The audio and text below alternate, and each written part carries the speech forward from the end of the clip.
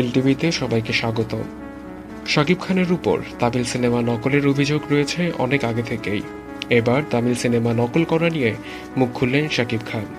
তিনি বলেন, ভালো স্ক্রিপ্টের অভাবে পরিচালকরা বাধ্য হয়ে অন্য দেশের সিনেমার গল্প নিয়ে বাংলাদেশে ছবি বানাচ্ছেন।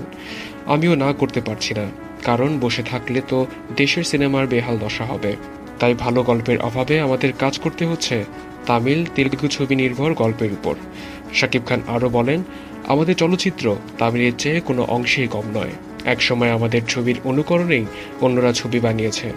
একসময় অনায়াসেই আমাদের ছবি 10 থেকে 12 কোটি টাকার ব্যবসা করেছে। আমাদের ছবির বাজার অনেক বড় ছিল। আমরা আবারও সামনের দিকে এগিয়ে যাচ্ছি। আমরা যে পিছিয়ে নেই ঈদের ছবিতে তা প্রমাণ হয়েছে। শাকিব খানের ঈদে মুক্তি পাওয়া 3টি ছবি ভালো ব্যবসা করেছে। তার মধ্যে সবচেয়ে আলোচিত শিকারী ছবিটি প্রায় 5 কোটি টাকা আয় করে নিয়েছে। এলটিভির সাথে থাকার জন্য সবাইকে ধন্যবাদ।